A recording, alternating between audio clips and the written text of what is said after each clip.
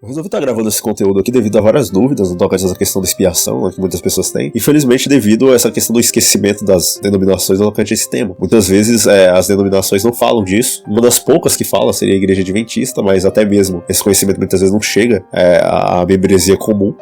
É mais discutido assim em círculos de seminário teológico, essas coisas. Mas é importante trazer esse conhecimento porque tem que ver com a salvação das pessoas e principalmente o processo, entende? O que acontece de fato dentro do juízo divino e principalmente onde é que a pessoa está nesse contexto todo do grande conflito. Então é importante entender o que é a expiação e tal, dentro desses temas bíblicos, né, principalmente do Antigo Testamento, trazendo essa visão dentro do modelo de tipo e antítipo. O tipo é o evento básico, menor, e você tem o antítipo também, que é um evento maior, né, ao qual faz referência.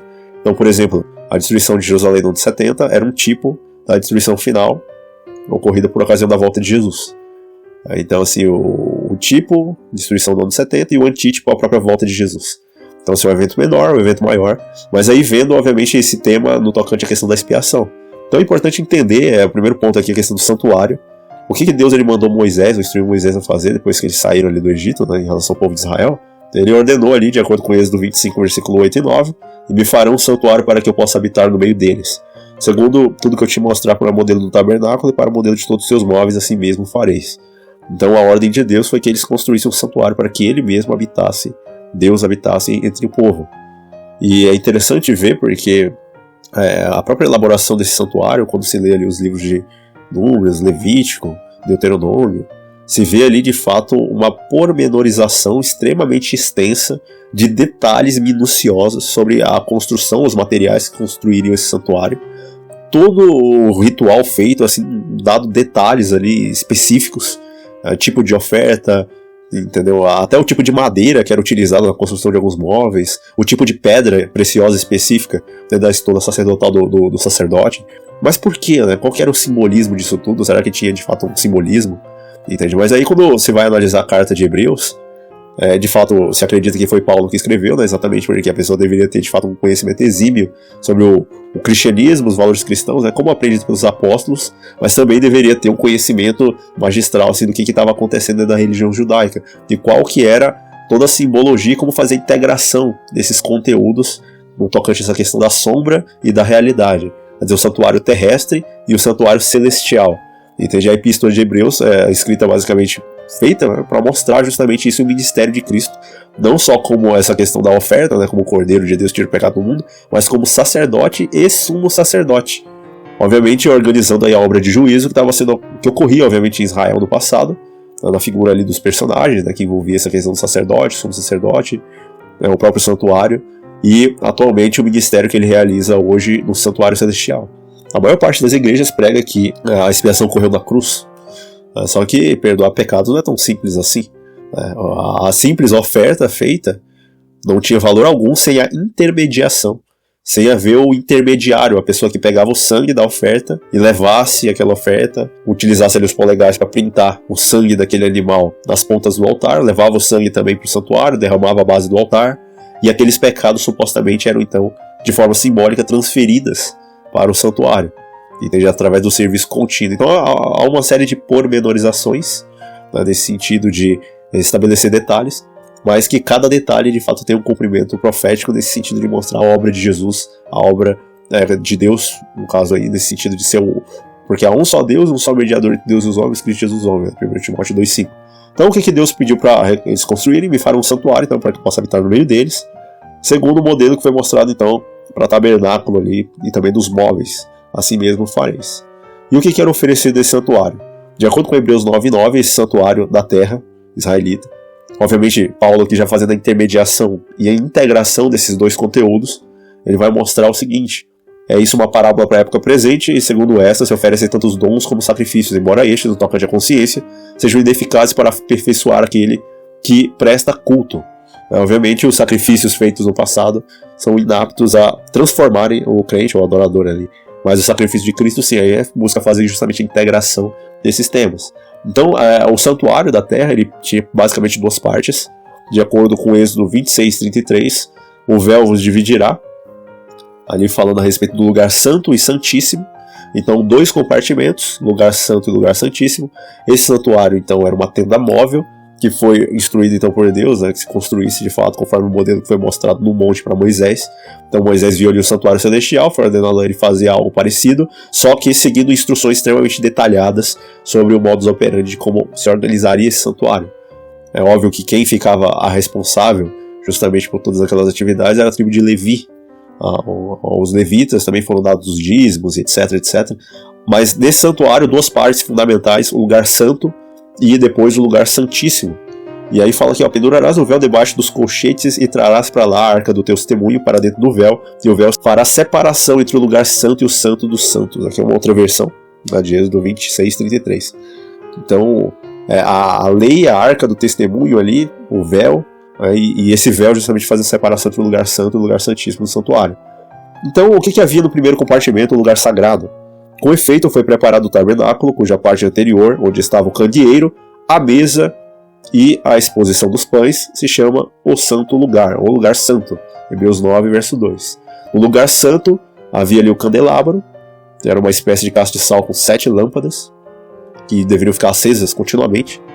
Tinha uma mesa com 12 pães, os chamados pães da proposição, e tinha também um altar, que era um altar de incenso, que era um móvel pertencente ao lugar santíssimo, justamente porque a fumaça do incenso ela passava por sobre a cortina e chegava ao lugar santíssimo onde ficava a Arca da Aliança.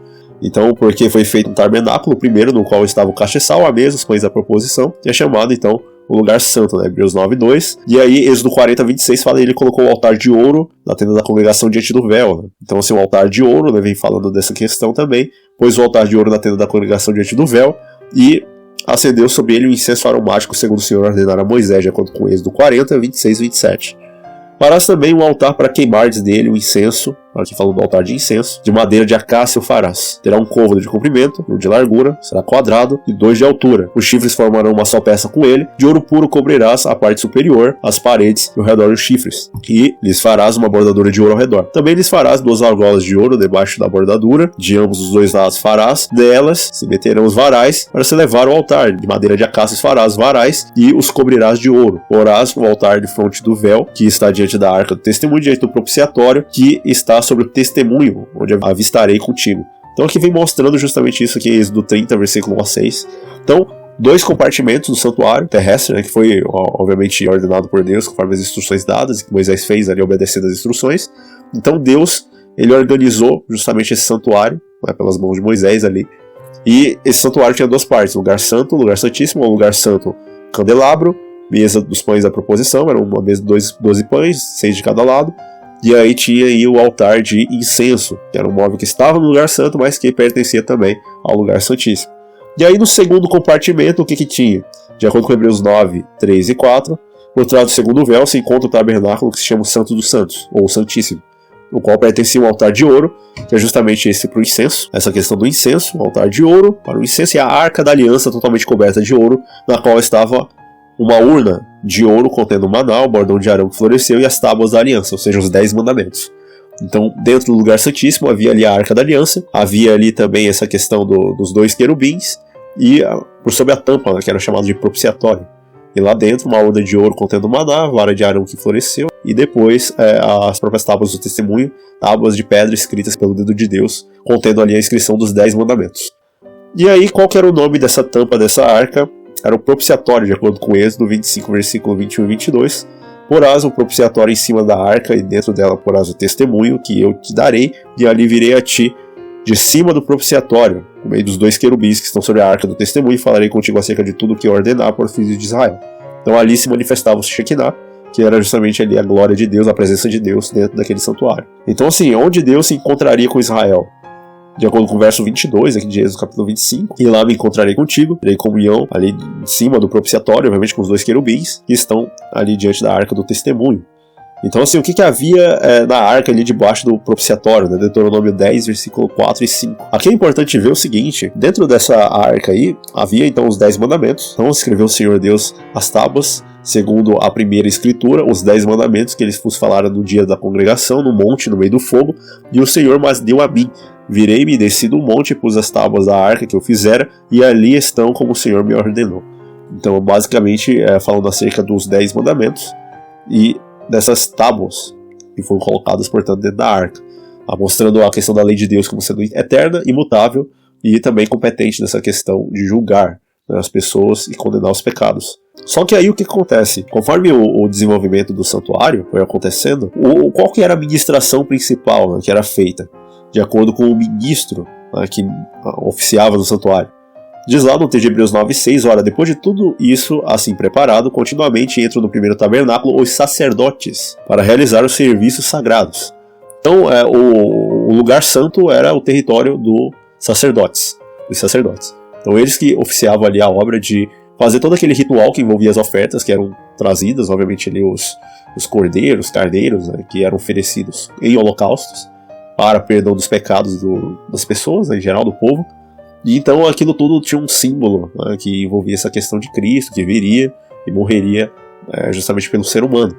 Então, assim, tem esses detalhes, né, que envolviam isso dentro do propósito do santuário, principalmente o lugar santo.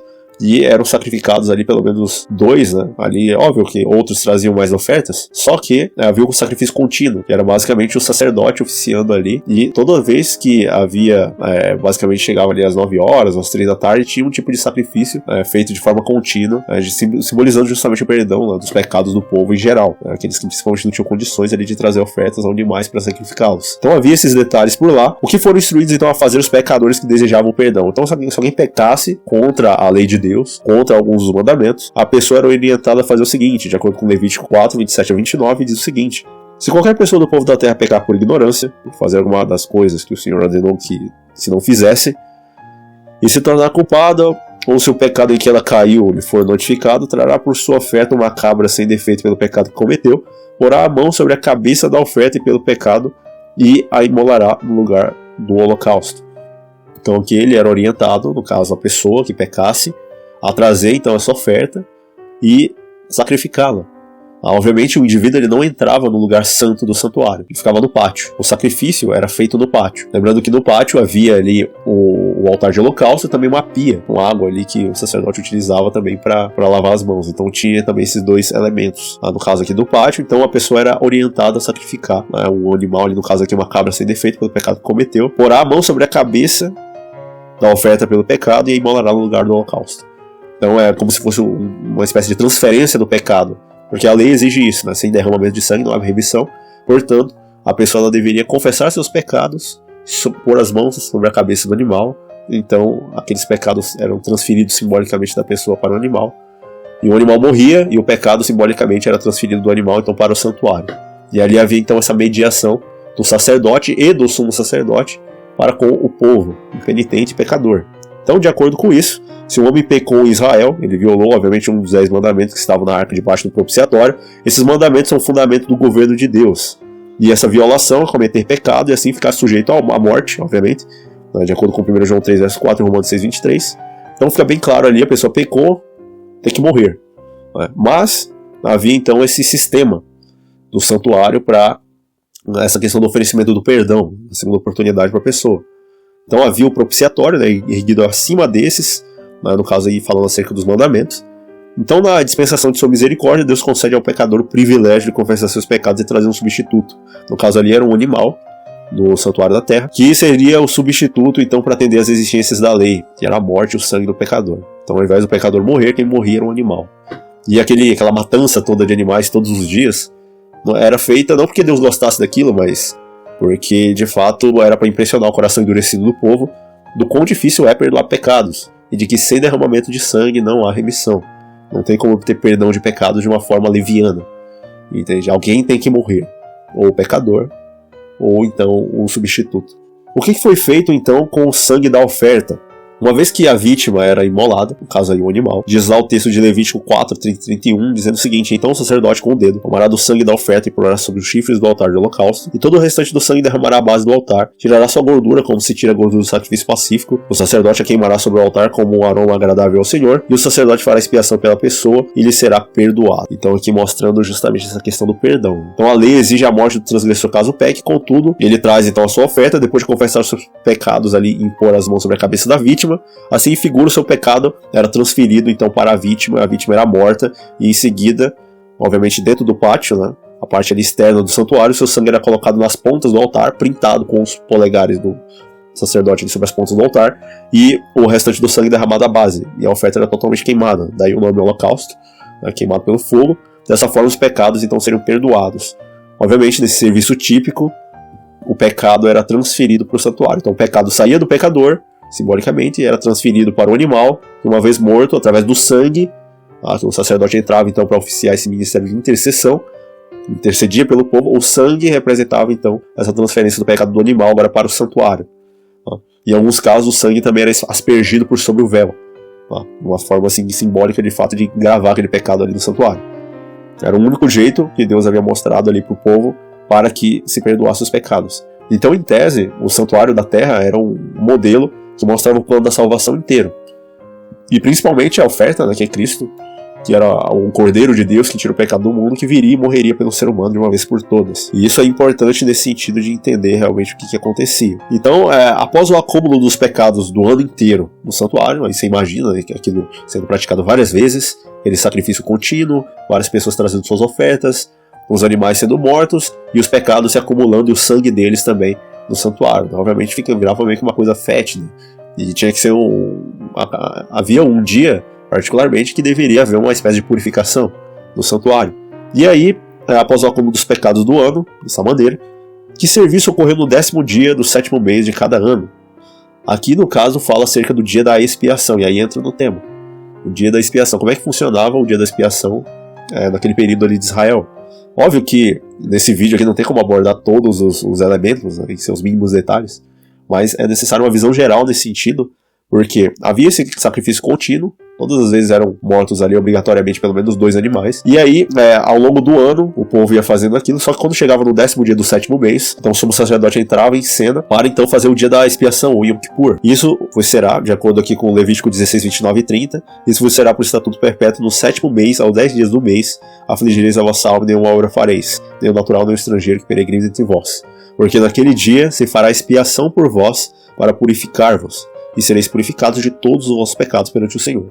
Então no Yom Kippur, no dia da expiação, o sumo sacerdote então entrava em cena para fazer o dia da expiação, que ao mesmo tempo era um dia de se livrar dos pecados cometidos pelo ano inteiro, era um dia de juízo também, no qual o povo deveria então afligir a alma, não fazer nenhuma obra, ter toda uma alimentação diferenciada ali, uma atitude, uma reverência, porque caso a pessoa fosse encontrada com algum tipo de pecado, ela era eliminada na hora do povo.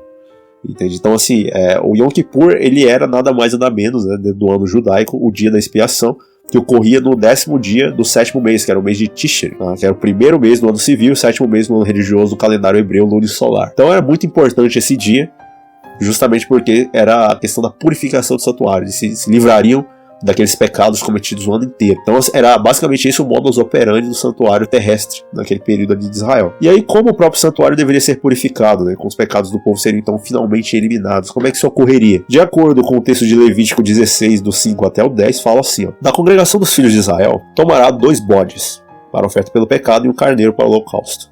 Arão trará o novilho da sua oferta pelo pecado e fará expiação por si pela sua casa. Também tomará ambos os bodes e os porá perante o Senhor, à porta da tenda da congregação. Lançará sorte sobre os bodes, um para o Senhor e outra para o bode emissário, ou o bode Azazel em algumas bíblias. Arão fará chegar o bode sobre o qual recai a sorte para o Senhor e o oferecerá por oferta pelo pecado, mas o bode sobre que cair sorte para o bode emissário será apresentado vivo perante o Senhor para fazer expiação por meio dele e enviá-lo ao deserto como bode emissário. Então aqui é importante entender o seguinte, uma vez feita a obra de purificação, 2 bodes então deveriam ser apresentados. Eles então lançavam sorte sobre cada bode, um seria para o Senhor e o outro seria esse bode emissário, o bode expiatório, Azazel.